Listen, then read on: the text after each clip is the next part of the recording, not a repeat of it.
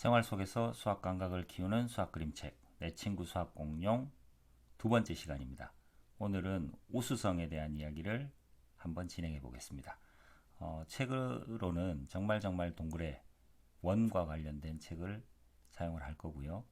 책을 함께 보시면서 이야기를 나눠보고 또 원에 대한 내용을 개념시 수학나무에서는 어떻게 심화해서 설명하고 있는지, 또 원과 관련된 부분을 사회, 과학과는 어떻게 연계해서 융합 독서할 수 있는지, 융합 독서까지는 아니더라도 어떤 내용이 담겨서 연결되고 있는지 정도를 소개해드리는 시간을 갖도록 하겠습니다. 자, 제가 앞 시간에 말씀드렸던 것처럼 수학 공룡의 우수성, 쉽게 쓰여진 수학 이야기, 내용이 쉽다, 단순하게 쉽다가 아니라 쉽게 풀어서 쓰는 것, 쉽게 풀어서 쓰면서 재미있게 쓰는 것, 굉장히 어려운 일이죠. 그런데 우리 아이가 읽기에는 너무 쉬워 보여요 라고 이야기하시는 분들도 많이 있다라고 합니다. 실제로는 이게 단점이 아니라 장점입니다. 그래서 어떤 지식이 담겨 있는지를 보여주시는 게 중요할 것 같고요. 앞 시간에 즐거운 경험을 통해서 집중하고 몰입하면 반복하게 된다고 말씀드렸었죠. 쉬워서 다 아는 이야기를 쓴 것이 아니라 개념의 과정으로 넘어가기 위해서 반복을 해야 되는 것입니다. 그러려면 쉽고 재미있게, 그러면서도 경험할 수 있도록 해줘야 합니다. 지식의 수준이 어떠한지를 내용적으로 보여주시면 단점이 아닌 장점으로 이해되실 겁니다. 초등학교 3학년 2학기 3단원 원의 정의에 대한 내용입니다. 학교 단원 평가 문제로 나온 내용이고요. 같이 한번 살펴보시면 다음 중 원에 대한 설명이 바른 것을 모두 고르시오 라는 문제가 있습니다. 답을 찾으실 수 있을까요? 자, 정답은 두 가지. 한 원에서 반지름의 길이는 모두 같습니다. 크기가 다른 원도 모양은 같습니다. 이렇게 보실 수 있고요. 다음 문제입니다. 원의 지름과 관련된 내용인데요. 다음 중 원의 지름에 대한 설명으로 잘못된 것은 어느 것입니까? 정답이 무엇일까요? 네, 3번이죠. 지름의 길이는 반지름의 길이의 2분의 1과 같습니다. 앞뒤가 바뀌어야 되네요. 지름은 반지름의 2배이겠죠. 이런 내용들, 개념적인 내용, 이런 것들을 꼭 알아야 된다라는 것, 초등학교 3학년에 알아야 되는 내용입니다. 그럼 유아 시기에는 비형식적 수학으로서 형식적 수학을 준비하는 과정에서 어떻게 알아야 되는지 하는 것들을 책을 통해서 경험하실 거고요. 네이버 지식백과의 원의 성질에 대해서 이렇게 나와 있습니다. 대표적인 원의 성질에는 무엇이 있나요? 해서 다음과 같은 것들이 있어요. 한 원에서 반지름은 모두 같아요. 한 원에서 지름은 모두 같아요. 한 원에서 지름은 반지름의 2배예요 하는 것들을 초등학교 3학년 2학기 수학에서 원에 대해서 알 때 꼭 알아야 된다라는 내용으로 제시하고 있습니다. 정말 동굴에서는 어떤 내용이 담겨 있는지 함께 보실까요? 자, 표지 읽기, 그림 읽기 개념으로 자세하게 하지 않고요. 같이 보시면서 이야기를 하겠습니다. 정말 동굴의 제목입니다. 원에 대한 이야기고요. 제목 글씨 안에 이미 동그라미, 원이 여러 개가 들어있는 것들을 보실 수 있습니다. 자, 면지 보시면요. 이 친구는 그림을 잘 그리는 친구인가 봐요. 여러 가지 그림들을 다양하게 잘 그려내고 있습니다. 그림 그리다 말고 뭘 하는 걸까요? 여러 가지 그림들 그려놓고 또 강아지랑 같이 놀고 있네요. 한번 보실까요? 짜잔, 내 그림 어때? 쓱싹이는 그림 그리는 걸 좋아해요. 이 친구 이름이 쓱싹인가 봐요. 자동차든 고양이든 물고기든 뭐든지 쓱싹 잘도 그려냅니다. 그런데 딱 하나 잘 못 그리는 게 있어요. 어유, 또 찌그러졌네. 동그라미 그리기는 너무 어려워. 동그라미는 그리기가 어렵다고 하네요. 왜 그럴까요? 둥글게 그려야죠. 그리고 끝을 꼭 맞춰서 그려야 됩니다. 각이 생겨서는 안 되죠. 울퉁불퉁해서도 안 되죠. 그림을 잘 그리는 친구지만 동그라미는 그리기가 쉽지 않은가 봐요. 쓱싹이는 매직펜으로 그려보고 크레용으로도 그려보았습니다. 왜 안 되지? 또 어긋났어. 진짜 동그라미를 그리고 싶어. 이번에는 붓을 꼭 쥐고 조심조심 동그랗게. 에이, 아니야. 오늘은 그만할래. 울퉁불퉁하게 그렸네요. 동그라미는 정말 그리기가 어려운가 봅니다. 자리를 정리하던 쓱싹이는 깜짝 놀랐습니다. 물통이 놓여있던 자리, 그 자리에 동그란 물자국이 생긴 거예요. 그래서 어떤 모양이 만들어졌죠? 동그라미가 만들어졌습니다. 동그라미다! 그래, 물통은 동그라니까 물통에 대고 이렇게 하고 물통이 놓여있던 자리에 있는 물자국을 보고 물통을 이용해서 동그라미를 그리는 방법을 알아냈네요. 우리 친구들도 이런 방법으로 동그라미를 그려볼 수 있겠네요. 그런 방법들을 제시하고 있는 것이기도 합니다. 물통에 대고 이렇게 쓱싹이가 물통을 따라 빙그르르 해서 진짜 동그란 동그라미를 그립니다. 그때였어요. 예, 나 좀 봐. 맙소사, 동그라미가 말을 하네요. 놀라긴 가만히 있지 말고 나 좀 일으켜줘. 그러면서 내 손 잡아줄래? 하고 이야기를 합니다. 잠깐만. 끙차. 쓱싹이는 동그라미를 잡아당겼습니다. 납작 누웠던 동그라미가 스르륵. 동그라미가 말을 하네요. 그리고 일으켜 세워달라고 쓱싹이에게 요청을 합니다. 아이들과 대화하는 것처럼 이야기를 구성해서 몰입도를 높여주는 과정입니다. 안녕, 난 원이야. 벌떡 일어난 동그라미가 말했어요. 원? 동그라미가 아니야? 원이라는 개념을 이야기해주고 있죠. 물론 동그라미지. 그런데 원은 그냥 동그라미가 아니야. 정말 동그란 동그라미라고. 똑같은 말이 자꾸 반복되는 것 같은데 원이 동그라미라고 말을 하면서도 그냥 동그라미가 아니라고 말한 까닭은 무엇일까요? 네, 원이라고 하면 가져야 되는 성질들을 꼭 가져야 하기 때문에 동그라미와 원은 조금 다를 수 있다 라는 것들을 알려주기 위함이죠.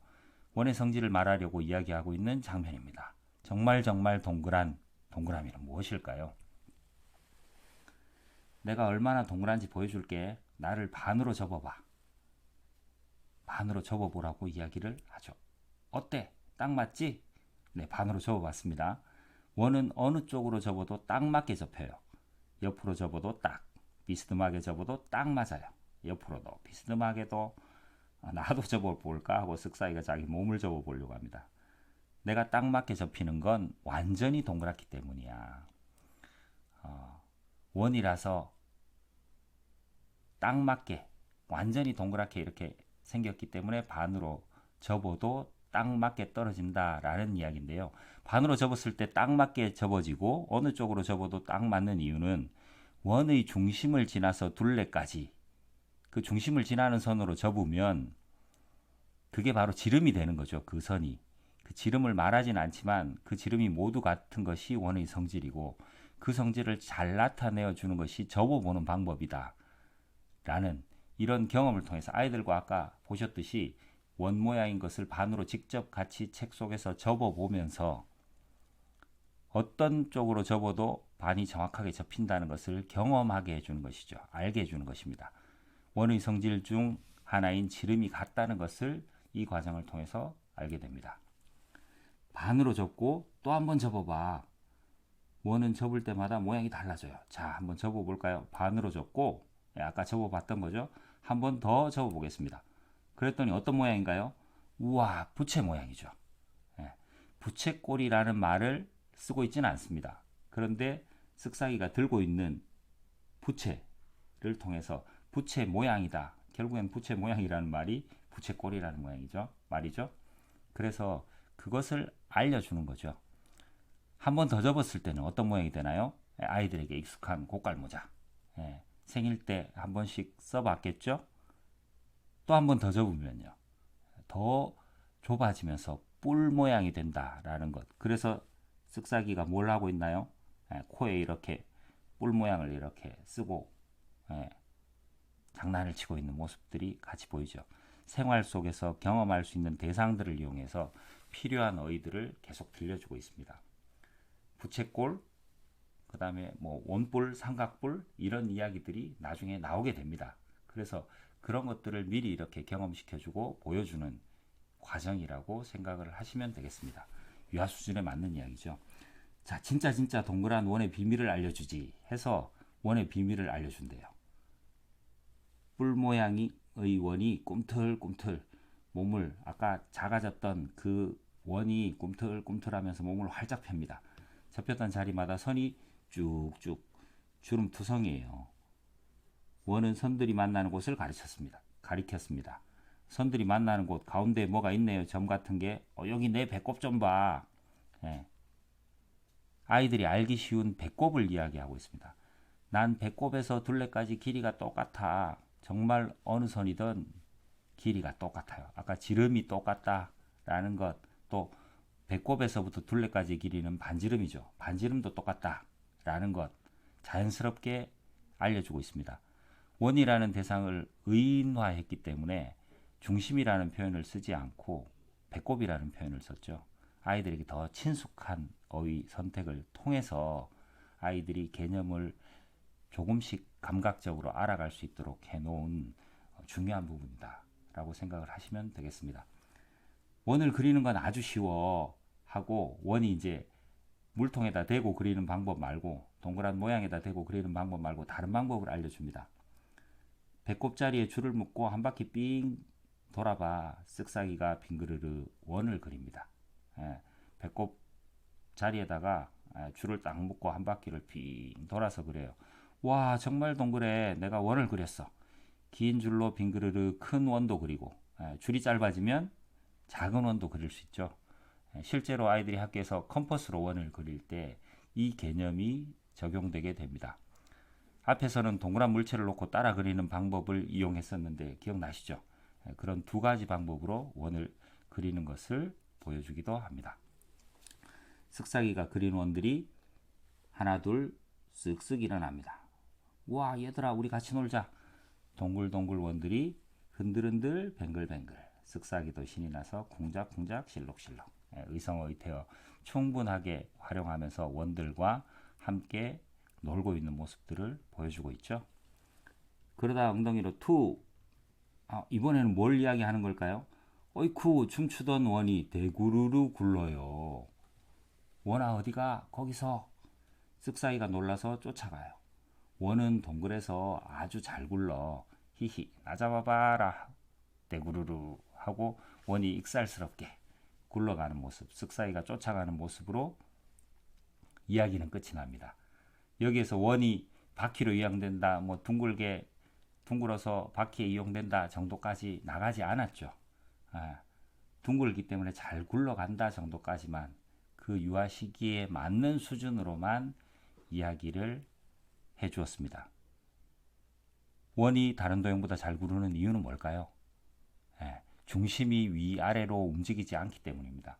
삼각형이나 사각형을 이용하면 중심에서 모서리까지, 그 다음에 중심에서 가장 짧은 곳까지 거리, 이런 것들이 다르기 때문에 구르는 과정에서 위아래로 움직이게 되죠. 그러면 잘 굴러가지 않게 됩니다. 그런 과정들을 자연스럽게 그림을 통해서, 이야기를 통해서 소개해주는 장면입니다. 과학이나 사회와도 연결이 되는 아주 중요한 장면이라고 할 수 있겠습니다. 자, 이야기는 이렇게 끝이 나고요. 부록에서 동글동글 동그란 원에 대해서 소개해 줍니다. 그러면서 원을 닮은 사물들, 물체들, 뭐 음식들 소개를 해주죠. 다음에 반지름을 알면 원을 그릴 수 있다라는 것, 아까 이야기 속에서 경험했던 것. 아까는 배꼽이라고 했는데 부록에서는 어떻게 되어 있나요? 중심이라는 표현을 썼고요. 둘레, 반지름이라는 표현도 썼습니다. 그래서 반지름을 알면 이라고 했고요. 아까 앞에서 제가 잠깐 지나갔습니다만은 동그란 원이기 때문에 대굴대굴 잘 굴러간다. 그래서 자전거나 자동차의 바퀴에 사용한다 라는 것들 정리해서 보여주고 있고요. 그 다음에 원을 그리는 활동, 피자를 만들어 보는, 그래서 점선을 따라서 원을 그리고 색칠을 한번 해볼 수 있도록, 그 다음 동글동글 원을 만들자.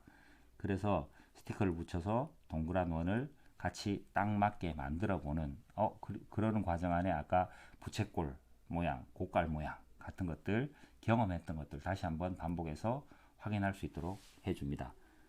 부모님께 원은 어떤 성질을 가지고 있는지, 원이 뭔지, 원과 동그라미를 구별할 수 있는지, 원은 어디에나 있다는 것, 이런 것들을 알려주고요. 실제 생활 속에서 어떤 놀이, 활동을 하시면 되는지까지 소개해 드리고 있습니다. 그리고 마지막으로 그레이트북스의 가장 큰 장점이자 특징이죠. 연계도서, 융합 독서를 할 수 있도록 창의 융합 독서 길잡이를 제시를 하고 있습니다. 정말 동그래 뭐와 연결이 될까요? 심화학습으로 원 우리 대결하자와 연결이 되고요. 원을 닮은 바퀴 해서 도구가 필요해. 바퀴가 굴러굴러 같이 소개하고 있죠. 그 다음에 둘레 원의 둘레 길이 알도록 하기 위해서 개념시에서 울타리가 필요해 라는 책을 같이 소개하고 있습니다.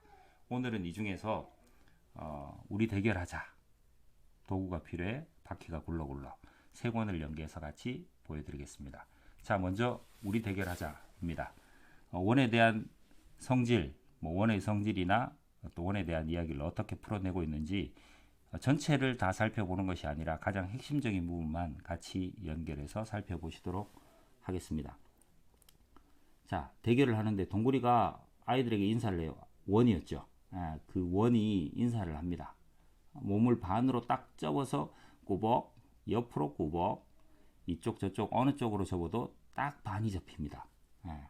딱 접히죠. 그래서 딱 만나서 반으로 정확하게 접힐 수 있도록 되어 있습니다. 이래도 딱 접히고 저래도 딱 접히죠. 아까 앞에서 봤던 정말 동그래와 같은 내용이죠. 정사각형이 앞으로 나와서 동그리를 흉내냈습니다. 정사각형도 반으로 접으면 딱 맞게 되나 해서 몸 가운데를 접으니 반듯하게 딱 접혔어요. 그런데 비스듬히 접었더니 어떻게 돼요? 한쪽이 삐죽 나와 딱 겹쳐지지 않아요. 원과는 다르다는 것을 보여주고 있고요. 여기에는 또 정사각형이라는 표현까지 사용을 하고 있습니다. 자, 동그리는 변신도 해 보여줄게 하고 동그리를 데리고 나이가 말했습니다. 자, 동그리가 몸을 여러 번 접어요. 자, 먼저 반을 위로 딱 접은 다음 다시 옆으로 한 번 더 접었더니 어떻게 돼요? 부채처럼 되었어요. 이런 모양을 뭐라고 한다고요? 부채꼴이라고 합니다. 몸을 또 아래로 접었더니 아까보다 더 작은 부채꼴이 되었어요. 접으면 접을수록 더 작은 부채꼴이 되는 거야 하고 이야기를 합니다. 동그리도 다각형들처럼 뾰족한 각이 생겼다라는 것도 알려주죠. 조금 더 개념적인 어휘들, 수학에서 꼭 필요한 어휘들이 구체적으로 표현이 되면서 소개를 해주고 있고요. 어떤 것이 각인지, 어떤 모양이 부채꼴인지 하는 용어, 어휘들을 정확하게 설명해주고 있다라고 이해를 하시면 될 것 같고요. 그뿐만이 아닙니다. 아무래도 심화된 내용이니까 자, 또 잘하는 게 뭐야 했더니 잘 봐, 꼭지점에서 둥근 선까지 길이가 모두 같아 해서 꼭지점이라는 표현도 썼고요. 길이가 모두 같다는 걸 표시하는 방법도 제시를 하고 있습니다. 몸을 한번 접었다 폈어요. 겹쳤던 두 선은 길이가 같아요. 그렇네요. 접었던 몸을 또 한번 폈습니다. 겹쳤던 두 선은 길이가 같아요. 해서 몸을 펼 때마다 그 길이들이 다 같다는 것을 모두가 겹쳐져 있었기 때문에 길이가 같다는 것을 알려주고 있죠. 동그리 몸이 처음으로 되돌아왔습니다. 접힌 선이 더 많이 나타났어요. 접힌 선은 모두 한 점에서 만납니다. 동그리의 본래 이름은 원이며 원은 중심에서 둥근 선까지 둘레 둥근 선까지의 길이가 모두 같아요. 그래서 반지름이 모두 같다라는 것을 알려주고 있습니다. 그래서 이렇게 색깔로 표현을 해가면서 개념적인 부분들을 정리해주고 있다. 개념시 수학나무 그 제목에 걸맞는 표현이 아닌가 싶습니다. 자, 아이들은 원이 재주가 많은 친구라고 생각했습니다. 그렇게 재주가 많다면 직사각형과 대결을 해보자. 대결하는 거였죠. 아까 제목부터가. 둥근 원은 거침없이 대굴대굴 잘도 굴러갑니다. 그러나 각진 직사각형은 쿵쾅쿵쾅 잘 구르지 못해요. 원이 이겼어요. 직사각형은 기가 죽었습니다. 아까 원은 중심이 위아래로 움직이지 않는다는 걸 뒷부분에서 설명해 주고 있습니다. 사실은. 그런데 책 안에서 나왔던 내용이 잘 굴러간다는 정도까지만 소개를 한 내용이니까 제가 이렇게 직사각형과 비교된 장면까지만 보여드렸습니다. 자, 이렇게 더 심화된 내용으로 구체적인 어휘, 개념 같은 것들을 알 수 있는 것이 개념시 수학나무라는 것을 잘 아실 수 있을 거라고 생각이 듭니다. 자, 그럼 과학하고 한번 연결해 볼까요? 도구가 필요해. 과학 공룡입니다. 수학 공룡, 과학 공룡 같이 설명하시면 좋겠죠. 그 중에서 자, 종일 놀았더니 어유 힘들어. 집에 갈 때 나나는 유치원 버스를 탔습니다. 둥글둥글 버스 바퀴가 빙글빙글 돌아요. 창밖을 보니 모두들 바퀴 달린 것을 타고 가요. 킥보드는 작은 바퀴 달고 싱싱. 자동차는 큰 바퀴 달고 쌩쌩. 바퀴 달린 건 모두 잘 굴러가요. 아까 원에서 잘 굴러가는 성질이 있다는 것 경험을 했었는데 그게 어디에 이용되고 있죠? 바퀴에 이용되고 있다라는 것을 도구가 필요해 라는 과학 공룡에서 알려주고 있습니다. 나나가 세발 자전거를 끌고 나왔어요. 나한테도 바퀴가 3개나 있지. 바퀴는 모두 동그래요. 동그랗다는 표현도 해주죠. 만약 세모난 바퀴나 네모난 바퀴가 있다면 어이쿠 덜컹덜컹 생각만 해도 엉덩이가 아파요. 과학 공룡에서도 이렇게 동그라미, 원 모양이 잘 굴러간다는 것을 이 세모난 모양, 네모난 모양과 비교해서도 설명해 주는 과정이 있습니다. 이렇게 연계성이 있다라는 것 꼭 기억하시면 좋겠고요. 나나는 동그란 바퀴를 굴려 싱싱 달렸습니다. 그러다 돌뿌리에 걸려 꼬당 넘어지고 말았죠. 그때 아빠가 나나를 불렀어요. 집에 같이 가는 이야기입니다. 바퀴가 빠졌어요. 넘어져서 다치니까 바퀴를 빠졌는데 뒤에 있는 네모난 바퀴 모습도 같이 보이고 있습니다. 자, 여기까지 과학공룡 한번 보셨고요. 생활 속 사회 탐구 바퀴가 굴러에서는 또 이 동그란 원의 성질을 이용한 바퀴 어떤 내용이 나오는지 아주 간단하게만 살펴보시면요. 바퀴가 왜 필요하게 되었는지 하는 내용에 대한 이야기입니다. 기원전 3500년 메소포타미아 문명 어렵습니다. 그렇죠? 유아들에게 읽혀주라는 것이 아니라 알고 계시면 이러한 내용이 바퀴의 기원에 대한 내용들을 알고 계시면 원과 연결이 된다는 것을 알고 계시고 생활 속 사회 탐구에 이런 내용이 나온다는 것을 알고 계시면 상담을 하실 때 활용하시기가 좋을 거기 때문에 제가 말씀을 드리는 겁니다. 마을이 점점 커져요. 마을이 커지니까 사람이 늘어나고요. 곡식이나 물건을 사고 파는 일도 잦아졌습니다.